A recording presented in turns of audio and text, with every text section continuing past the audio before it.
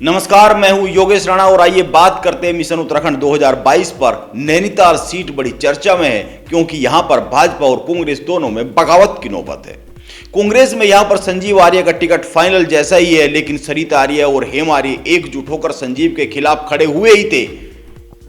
हेम आर्य ने हथियार डाल दिए और भाजपा में शामिल हो गए और कांग्रेस में रहकर वो जैसा विरोध सरिता आर्य के साथ मिलकर संजीव आर्य का कर रहे थे, उसी तरह का विरोध हेम आर्य का भाजपा में होने लगा है। हालांकि कांग्रेस में शामिल हुए संजीव आर्य और भाजपा में शामिल हुए हेम आर्य के विरोध की तुलना नहीं की जा सकती है। इसकी बड़ी वजह है जिस पर हम बात करेंगे, लेकिन पहले थोड़ा सा इस सीट के बारे में जान लेते हैं। नैनीताल विधानसभा सीट 2 बार भाजपा, 1 बार कांग्रेस और 1 बार यूकेडी के पास रही है। 2002 में यहां से यूकेडी के नारायण सिंह जंतवाल ने जीत दर्ज की। 2007 में भाजपा से खरक सिंह बोहरा ने जीत दर्ज की। 2012 में कांग्रेस से सरिता आर्य ने भाजपा के हेमचंद्र आर्य को हराया और 2017 में भाजपा की ओर से लड़े संजीव आर्य ने कांग्रेस की उम्मीदवार सरिता आर्य को हराकर जीत दर्ज की। अब जैसा कि मैं कह रहा था, हेम आर्य हाल ही में भाजपा में शामिल हुए हैं और तुरंत ही मीडिया से कह दिया है कि वो कांग्रेस में भी नंबर 1 के दावेदार थे और भाजपा में टिकट के नंबर 1 के दावेदार हैं। हालांकि भाजपा में पहले से मौजूद टिकट के दावेदार उनका विरोध कर रहे हैं, लेकिन नैनीताल सीट का एक सच यह भी है और वह यह है कि यहाँ की राजनीति हाल फिलहाल में संजीव आर्य के आसपास ही सिमटी हुई है। अब भाजपा यहां किसको टिकट देगी यह तो तय नहीं है, क्योंकि भाजपा नेता सुरेश जोशी ने कहा है कि हेम आर्य बगैर किसी शर्त के भाजपा में शामिल हुए हैं।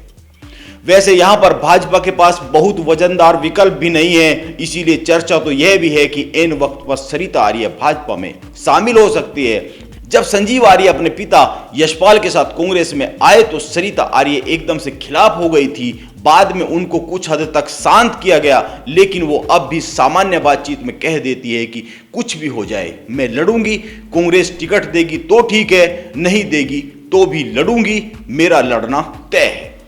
सरिता का कहना है कि महिला कांग्रेस की प्रदेश अध्यक्ष होकर वो अपने लिए टिकट नहीं ले पा रही है तो अन्य महिलाओं के लिए आवाज कैसे उठाएगी।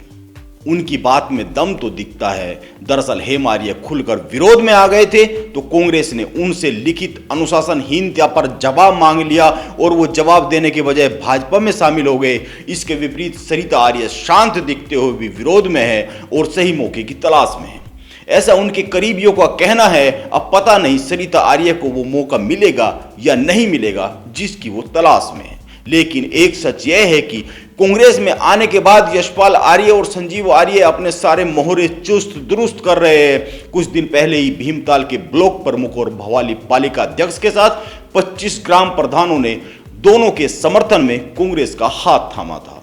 इस तरह की कांग्रेस में ज्वाइनिंग वहां पर लगातार हो रही है। इसमें कोई दो राय नहीं है कि यशपाल आर्य ने अपनी एक टीम तैयार की है और वो उनके साथ चलती है। आपको याद होगा जब वो भाजपा में आए थे तो भी उनके साथ कई सारे लोग भाजपा में आए थे, लेकिन हेम आर्य जब भाजपा में आए हैं तो उनके पीछे कितने लोग भाजपा में आएंगे यह भी एक सवाल है। इसीलिए मैं शुरू में कह रहा था कि हेम आर्य और संजीव आर्य के पाला बदलने में बहुत फर्क है। इसीलिए नैनीताल में भाजपा से किसको टिकट मिलेगा यह तो कुछ ही दिन में सामने आ जाएगा, लेकिन यह तय है कि नैनीताल में चुनाव की धुरी संजीव आर्य ही रहेंगे, भले ही परिणाम कुछ भी आए। नमस्कार, आप बने रहे मेरे साथ।